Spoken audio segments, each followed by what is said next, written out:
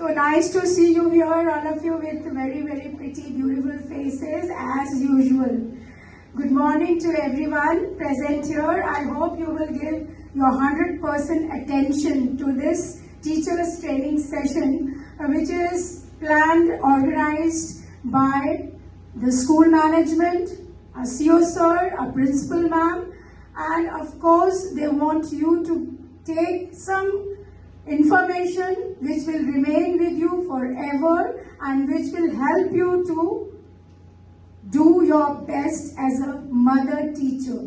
So the topic, definitely you would like to know about the topic of the session. Any one of you can let me know what, can you guess what could be the topic of today's session?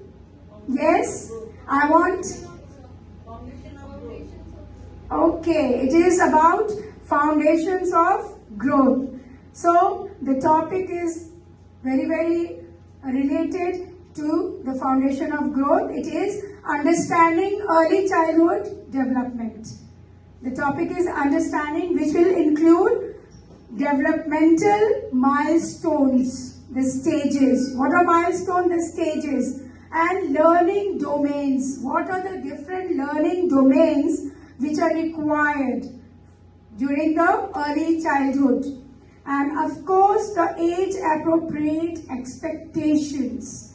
So we are going to start with this, and I have few slides prepared for you all so that you can have little interesting session rather than only listening. So if you remember, children also enjoy and understand more when they listen and as well as they see. So today again we are going to do the same style of learning. There are different styles of learning which we should know and apply.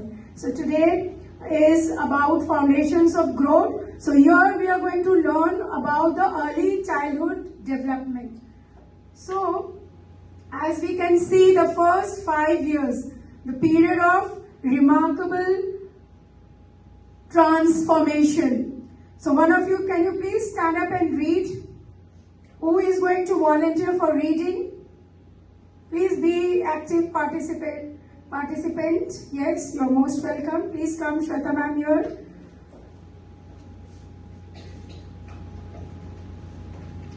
So I expect each one of you to come and read the slides so that we can understand. I'm going to explain each slides once you will read it. The first 5 years, a period of remarkable transformation.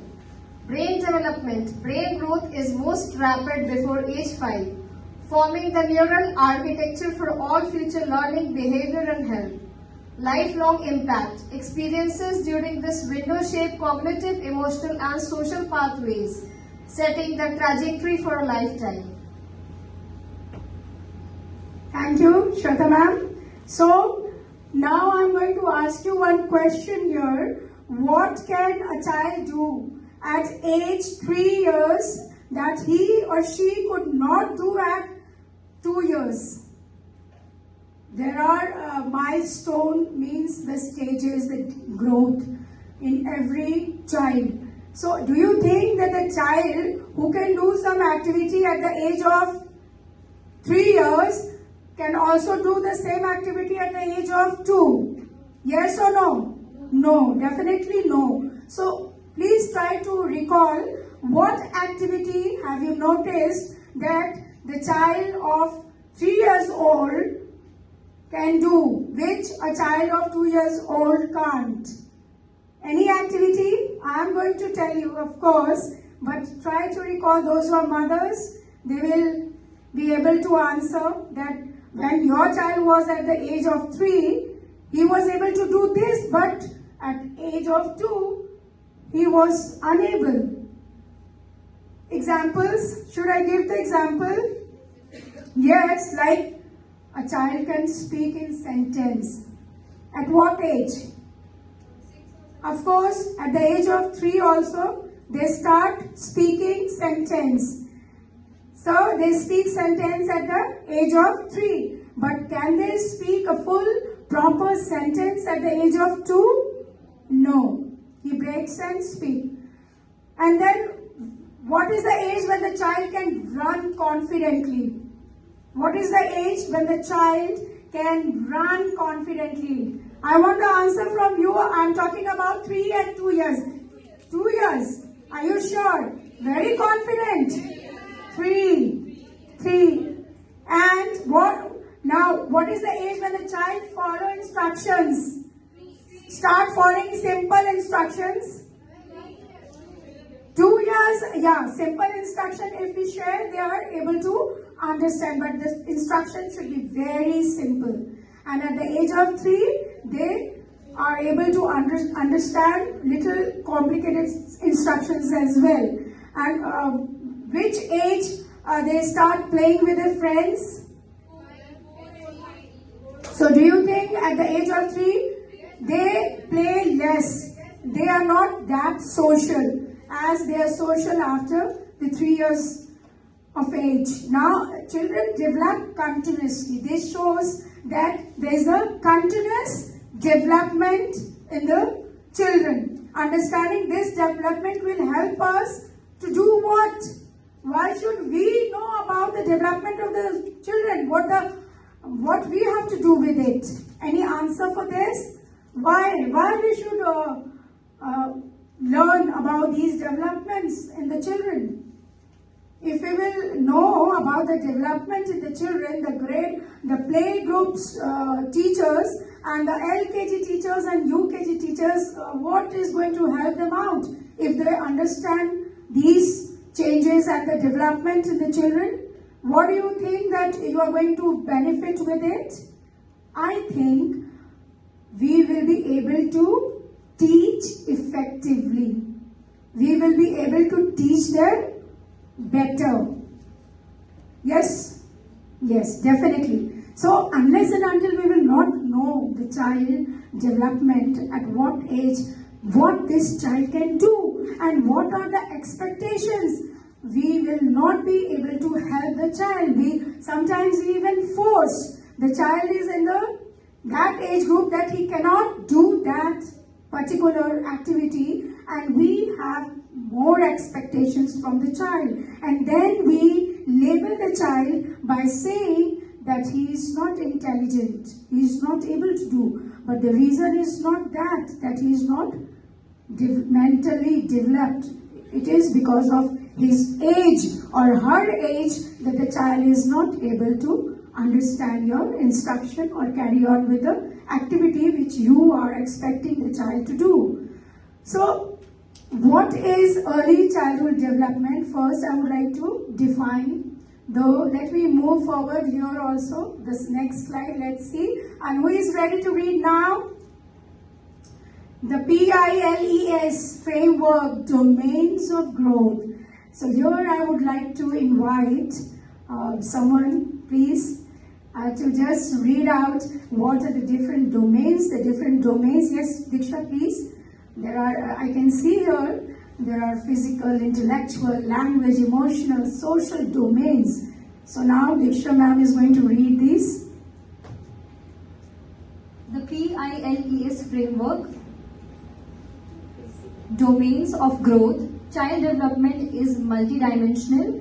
The PILES framework captures 5 interconnected domains that educators and caregivers must nurture together. Physical, motor skills, coordination and overall health. Intellectual, sensory motor to representational thinking, language, rapid acquisition of symbols and communication. Emotional, self-awareness and emotion regulation. Social, building the relationships with family and peers. Okay, good. Thank you. Now, as we all know that these are the domains. So, if you can understand by physical domain, it is all about overall health, the motor skills, and the intellectual is of course related to cognitive, that is learning. All the learning characteristics relate to intellectual, and language is, of course, the symbols of communication. At what age the child starts understanding and communicating in a proper way. So for each domain, there is certain age, and we as a teacher, as a facilitator, as a mentor should know, and then only we will be helpful and give the support to our children in the classroom. So emotional is of course about self-awareness, and the last one is social, that is building relationship. So here if you talk about the first domain, physical development, so this is about gross motor skill. You know everybody that there are gross and fine motor skills. So when we talk about physical, it is gross motor skill, the large muscles movements. And what are these? The examples can be walking and running and yes, say some action words required here. Yes, jumping, climbing, balancing, and what are the fine motor skills? This also comes in the physical domain. So what are the fine motor skills? For example, small muscles movements. What can? Very good. Clap for Rajni ma'am. She has given the right answer, of course. And fine. Yes, that is also one of the example. Clay molding and holding the crayons and the pencils and buttoning. We have that. So these various activities with the stringing, buttoning, threading beads. Why we give the beads and the thread? To improve the fine motor skill. Whatever activity we do has certain goals behind. Yes or no? And that really helps each child in the class, and they become confident learners. And of course, cognitive development, which is related to the intellectual, which just now we saw. So this includes thinking and problem solving. If it is developed and if it is noticed, and if you will guide the child about the intellectual ability he must have, this will help the child to develop things like matching, problem solving. What is matching? He is solving the problem. He is searching for the correct pairs and matching. So thinking is required here. This activity also really helps. So you need to know that if you are planning any activity in your lesson plan related to your academics, everything, it should have these domains, which is very important to have. And now sorting. The other one is sorting. This also requires thinking, and then counting. So identifying patterns when you give activities related to some, so the child involves his intellectual thinking and everything is involved here, and even at times remembering information. So the third one, if we talk about, is language development. What do you understand by language development? The language development is the ability to understand and use language. Now we focus on speaking in English. Let's speak in English. All of you speak in English. How we are going to do this? Of course, we can do it by conducting the activities based on what? What do you think? If we want our children to learn to speak English or any new language, when they'll go to grade 5, they will learn German also. So for this, what do you think we can do so that they can learn? Of course, the examples are, they have to listen. They will listen. To learn to speak, the first step is to listen. And what should they listen? They should listen what you want your children to speak. Is it not related to each other? Yes, directly related. So you want your children to speak English, you have to train them to listen, and you have to speak the language you want your children to speak. If you will speak the language which is very casual, the children are going to listen unknowingly and will adopt it the same. So this is very important, and after listening, the second stage is speaking. You have to create activities where you give opportunity to the children to speak, not only to the best ones, but to all the students, at least those who are very shy or introvert. You can encourage these children with one line at least.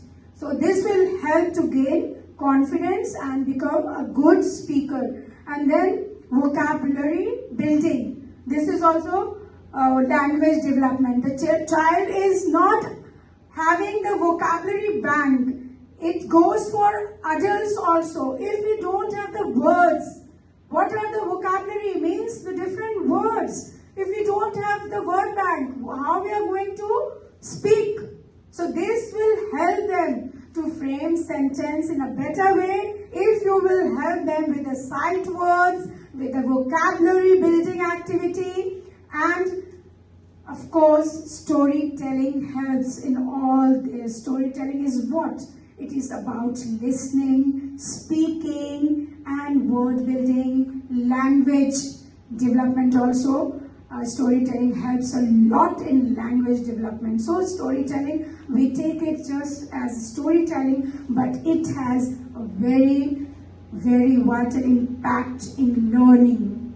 Now, following instruction is also one of the language development way. Like when you say the instruction, you should always see that you should give the instruction in that manner that each of the child should understand. This also helps them to learn. Giving instruction always is a way of one of the method of teaching. We take it just simple that we are asking the child something to do. For example, if you are asking your children to get ready for the fruit break, so that is also kind of teaching learning process. You can convert it into teaching learning process, because as a mother teacher, when you are in the class, each moment can be turned into a teaching, and that will definitely give you a very interesting time. Instead of feeling tired and feeling burdened, feeling bored, if you will put your effort in planning the way I'm just sharing with you now, you will really feel very, very joyful. You will feel relaxed. You know, when you give certain instructions, just think that you are going to give in such a manner that the children should also repeat. And this repetition, whatever you will say, will be helping him or her to develop language. Okay, when you are giving instructions that now I want everyone to stand in a line, and then move slowly in a disciplined manner and nicely to the washroom with the nanny didi. Understood, children? Go line up and go to the washroom to wash your hand. You know, there are many children who listen and who repeat. So these instructions every time, whenever you will give, now sit down and open. But if you will give these instructions in Hindi, definitely you are taking away the opportunity of the students, your students away. Those moments which are utilized in communicating in Hindi will be total loss of a teacher. Why? Because again you have to put in effort to teach them communication, to teach them language. Why? Why like that? Why not? It can be done throughout the day while taking them to the lab, taking them outside to the playground, taking them for the lunch time, taking them to the even other outdoor studies. So these time can be utilized as developing the language and communication. So the thing which you need to remember is that use simple English, simple language, always. As for your information, I would like to add up here that your nannies are getting training, and you are the first trainer of your nannies to encourage them to talk in English, short and simple phrases and sentences with you and with the students at all time. They have got the handouts of the communication, English communication, which they are learning, and they will be having one session also of the activity where they are going to interact with each other in English. So this is how the expectation of the teacher arises here, because you need to speak first, and then you have to encourage your nannies, and of course the students will also learn gradually. Now the social development. If we talk about the social development, anybody here who is interested in just letting me know that learning to interact with others, what are the examples? Social interaction is how to talk with others, how to interact, what vocabulary to use, what phrase to use, how the child will know. The child will learn definitely through the teachers. We are here to teach them. They don't even know how to say, some of them, I'm not saying all of them, but many of them, even in higher grades, they don't know how to use may, or sorry, or excuse me, or thank you. May I go to the washroom? They will not say, ma'am, washroom. So, we are here to train them, and of course the social, if we talk about the social domain, it is about taking turns also, how to behave with other.